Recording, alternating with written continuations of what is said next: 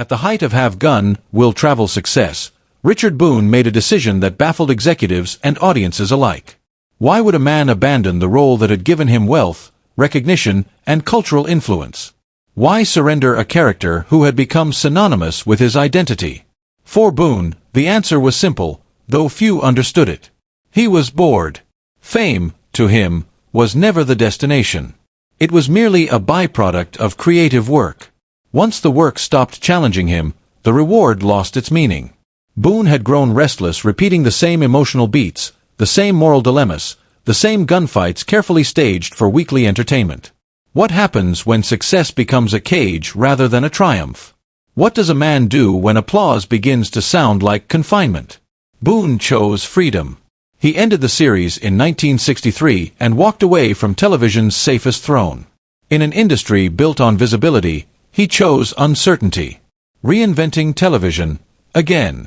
Retirement, however, was not his goal. Reinvention was. In 1963, Boone returned with The Richard Boone Show, an experimental television anthology unlike anything audiences had seen before. Instead of playing a single character, he led a repertory company of actors who performed different roles each week. One episode might be a western, the next a political drama, the next a psychological study. It was ambitious. It was artistic. It was risky. Boone wanted television to resemble theater, fluid, intellectual, and unpredictable.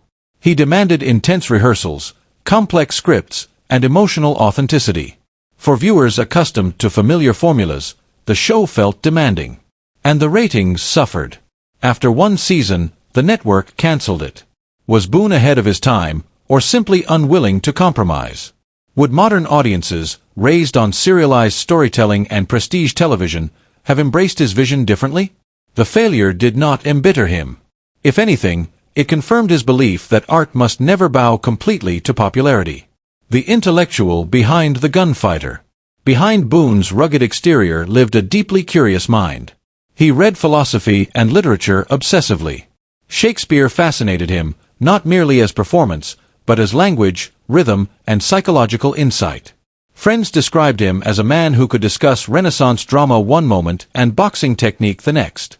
He painted throughout his life, producing abstract works filled with stark lines and brooding tones.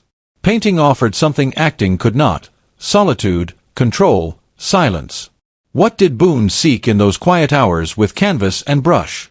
Escape from public identity, a deeper understanding of himself, or simply the peace that fame never allowed. His contradictions made him compelling. He was both intellectual and brawler, scholar and gunfighter, performer and recluse. Personal battles behind public strength. Yet Boone's life was not defined solely by artistic ambition.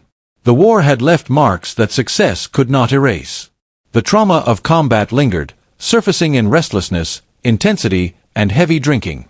Alcohol followed him throughout his career. It fueled late-night conversations, soothed inner tensions, and at times threatened his professional stability. Colleagues respected his discipline on set, but they also knew the private struggles he carried. How many artists create brilliance while wrestling invisible battles? How often does the public celebrate the work without understanding the cost? Boone never publicly framed himself as a victim. He simply lived with the weight he carried, channeling it into performances marked by emotional gravity. His characters often seemed to contain unspoken histories, men shaped by experience, burdened by memory. Perhaps that authenticity came from personal truth. A move toward isolation. By the late 1960s, disillusioned with Hollywood's machinery, Boone made another unexpected choice. He relocated to Hawaii with his third wife, Claire McAloon, seeking distance from the industry's pressures. The islands offered space, privacy, and reflection. There, he painted, wrote, and accepted occasional acting roles, but largely withdrew from the relentless pursuit of celebrity. Why would a star willingly step into obscurity? What does it reveal about a man when he chooses peace over recognition? To Boone, the answer lay in autonomy. He valued control over his time, his work, and his inner life. Fame, he believed, was meaningful only if it served creative purpose.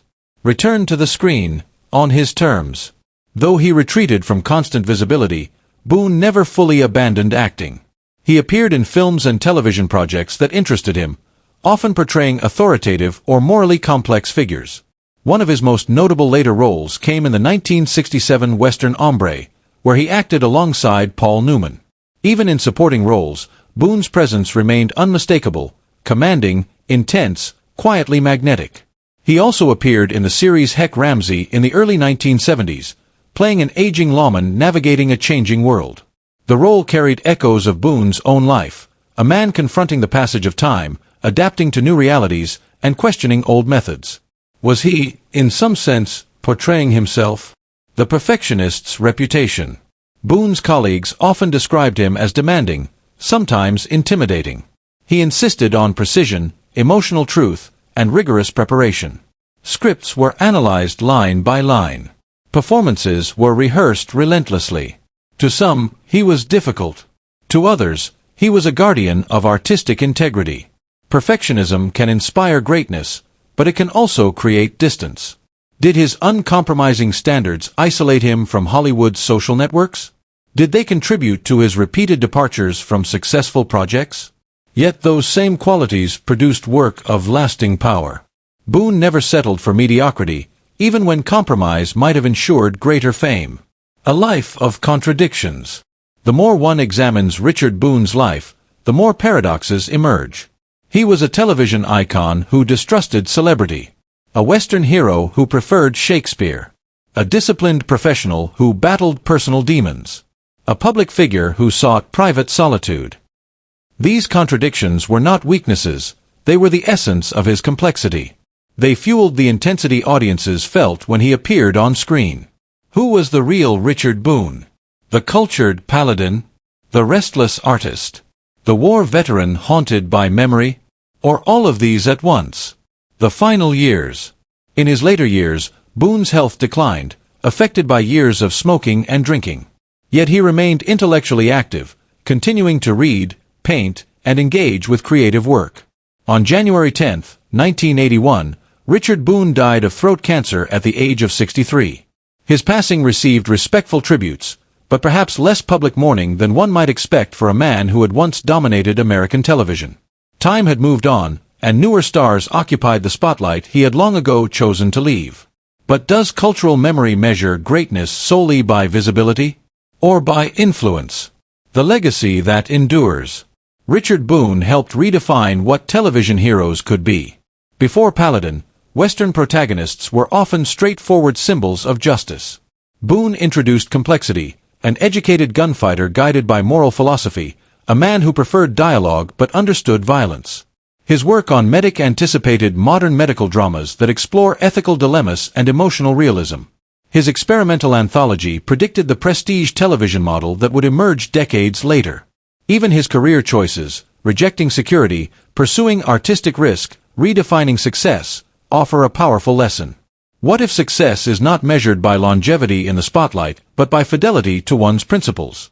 What if walking away requires more courage than holding on? Why his story still matters. Today's entertainment industry often rewards constant visibility. Actors maintain public personas through social media, publicity campaigns, and relentless exposure. In such a world, Boone's choices appear almost radical. He demonstrated that an artist could shape his own path, even at the cost of fame. He showed that intellectual curiosity could coexist with rugged strength. He proved that reinvention, even failure, could be a form of integrity. Perhaps that is why his story continues to fascinate. So we return to the question that began this journey. What kind of man walks away from fame at its peak, not once, but repeatedly? A man who refuses to be defined by applause. A man who values growth over comfort. A man who understands that identity is not a role, but a lifelong search. Richard Boone built an empire on Saturday nights, then stepped away from it without hesitation. He embraced contradiction, pursued knowledge, and accepted the risks of independence. And perhaps his greatest performance was not on screen at all, but in the way he lived his life. What would you choose in his place, security or freedom? Recognition or authenticity? The spotlight, or the quiet satisfaction of following your own path? The questions remain, echoing long after the final curtain. And yet another question lingers. one that still puzzles historians of television. Why would a man abandon the third highest-rated show in America? To understand the answer, we must look deeper, not just at Boone's career, but at the restless spirit that shaped every decision he made. Film roles that chilled the screen. While dominating television, Boone quietly built a formidable presence in cinema, crafting performances that revealed a different dimension of his talent. His film work displayed an intensity that often contrasted with the composed authority he projected on television. Where his television roles suggested moral certainty, his film characters frequently lived in shadow. In The Tall T, Boone played a calm, chilling outlaw opposite Randolph Scott. His performance was unsettling precisely because of its restraint. He did not rely on explosive violence or theatrical menace. Instead, danger radiated from his stillness, from the quiet confidence of a man who understood power and wielded it without emotion. Viewers found themselves captivated by what he withheld rather than what he revealed. This mastery of subtle threat reached its peak in Hombre, starring Paul Newman. Boone portrayed a villain whose calm demeanor made him terrifying. His silences spoke louder than words. His measured movements carried the weight of inevitability. The performance demonstrated Boone's remarkable control, an ability to command attention without spectacle. He also appeared in 3 films with John Wayne, forming a professional partnership built on mutual respect. Their collaborations included The Alamo, Big Jake, and Wayne's final film, The Shootist. Wayne personally requested Boone for roles, recognizing in him a rare authenticity, a presence that could stand alongside his own commanding persona without diminishing it. Their relationship reflected more than professional admiration. It symbolized a shared understanding of the Western mythos, the complexity of strength, the loneliness of authority, and the fading frontier spirit that both actors represented. Boone's voice, deep, textured, unmistakable, became one of his greatest instruments. He lent that voice to Smaug in the animated adaptation of The Hobbit, transforming the dragon into a figure of hypnotic menace. Even without appearing on screen, Boone's presence was undeniable. But as his cinematic reputation grew, something unexpected occurred. At the height of success, when most actors would consolidate their power, Boone made a decision that shocked the industry. He walked away. Why abandon security when it was finally guaranteed? Why risk obscurity when recognition was assured? Walking away from fame. In 1963, Boone voluntarily ended Have Gun, Will Travel, the television phenomenon that had made him a household name. The show's success was extraordinary. It dominated ratings, shaped the Western genre, and made Boone one of the most recognizable figures in America. For many performers, such success would have been the ultimate achievement, a throne to defend for as long as possible. For Boone, it was simply a chapter that had run its course. He sought something more ambitious, more experimental, more artistically fulfilling. The result was The Richard Boone Show, an innovative repertory drama that featured a rotating ensemble cast and constantly changing characters. Each episode explored new themes, settings, and dramatic styles. It was bold. It was unconventional. It challenged audiences rather than comforting them. Critics praised its creativity. The show even won a Golden Globe. Yet viewers, accustomed to the familiar heroism of Paladin, struggled to embrace the experiment. Ratings declined. The show was cancelled after 1 season. To outsiders, the outcome seemed like a devastating failure. Boone had abandoned guaranteed success for artistic uncertainty, and lost. But Boone himself saw the situation differently. When asked if he regretted leaving his iconic role, he famously remarked that he had accumulated enough go-to-hell money. The statement revealed a philosophy rarely expressed so openly in Hollywood. Financial independence existed not for luxury, but for freedom. He chose risk over stability, expression over security, growth over repetition. How many actors today would make such a choice? How many individuals in any profession would willingly trade certainty for possibility? Boone's decision forces us to confront an uncomfortable truth. Success can become a prison if it demands that we stop evolving. Hawaii, Florida, and another refusal. After leaving the familiar structures of Hollywood, Boone sought reinvention once again. He moved to Honolulu, envisioning a new creative community far from the industry's traditional centers. The move reflected both personal and artistic motives, a desire for independence, and perhaps a search for peace. While in Hawaii, Boone encouraged television producers to film series on location rather than relying on studio sets. His advocacy helped create momentum for a new crime drama set in the islands. When producers offered him the lead role of Steve McGarrett in Hawaii Five-0, he made yet another surprising decision. He declined. The role went to Jack Lord, who became a television icon through the character. Once again, Boone had stepped away from a path that would likely have brought renewed fame and financial success. Why? Perhaps he feared repeating himself. Perhaps he resisted long-term commitments that limited artistic exploration. Or perhaps his restless spirit simply demanded constant change. His career continued with Heck Ramsey, in which he portrayed a former gunfighter turned forensic investigator, a Western detective who used scientific methods to solve crimes. The series was ahead of its time, blending traditional Western themes with emerging interest in forensic science. Though innovative, it struggled to find a large audience. Yet Boone remained committed to exploring new territory rather than revisiting old formulas. Eventually, he settled in Florida, embracing a quieter life. He taught acting, directed theater productions, and mentored young performers. His passion for art extended beyond performance. He painted, read extensively, and continued studying Shakespeare. In his final year, he was named Florida's Cultural Ambassador, recognition of his contributions to the arts beyond the screen. But even as his intellectual life flourished, his physical health was deteriorating. The cost of a voice. Boone's commanding voice had defined his presence for decades, yet it came at a devastating cost. He smoked heavily, up to 100 cigarettes a day for years.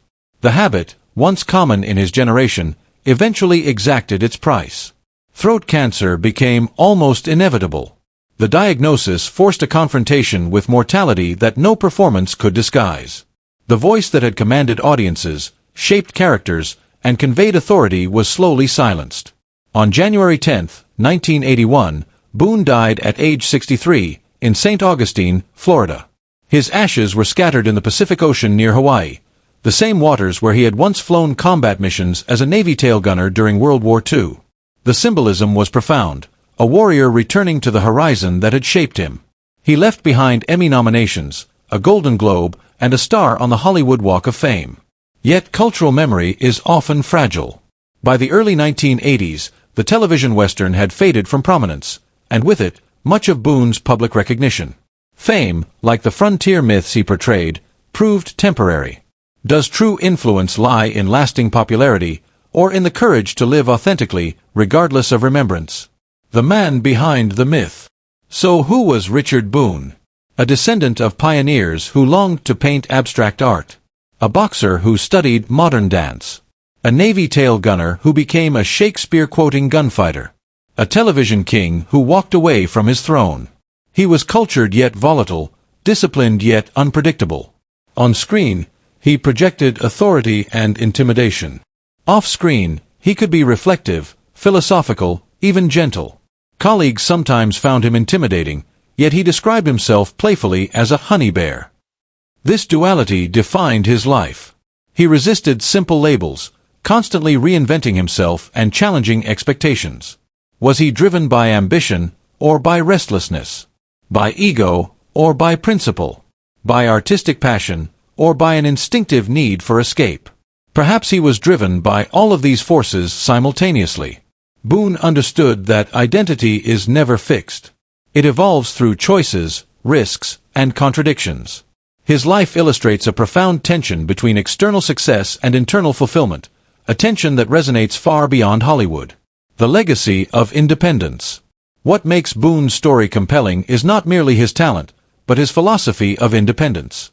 He rejected the conventional trajectory of stardom. He refused to be confined by public expectations. He treated success not as a destination, but as a platform for further exploration. In doing so, he challenged the very structure of celebrity culture. Most performers seek permanence, long-running roles, stable recognition, enduring fame. Boone sought transformation. He valued experience over security, exploration over comfort. His career invites us to consider our own lives. When do we choose safety over growth? When do we remain in roles that no longer reflect who we are? What would it mean to walk away from success in pursuit of authenticity? These questions give Boone's story lasting relevance. His life becomes more than biography. It becomes a mirror reflecting our own choices. Memory and meaning. If you remember Have Gun, Will Travel, you likely recall the chess knight symbol and Boone's unmistakable voice. You remember the composed gunfighter Paladin, a figure of intelligence and moral complexity. But now you know the man behind the symbol, a man shaped by war, art, philosophy, and relentless curiosity. His journey reminds us that the most significant performances may occur away from the spotlight. They unfold in private decisions, personal risks, and the courage to redefine oneself. Boone's life was not a straight path but a series of departures, each one guided by an inner compass that valued freedom above certainty. Which part of his story surprised you most? The war hero, the painter, the actor who never meant to act, or the star who repeatedly turned down fame? And perhaps the deeper question remains. If faced with the same choices, would you have followed the safer road, or dared to walk the uncertain path he chose? The questions endure, echoing like distant footsteps long after the curtain falls.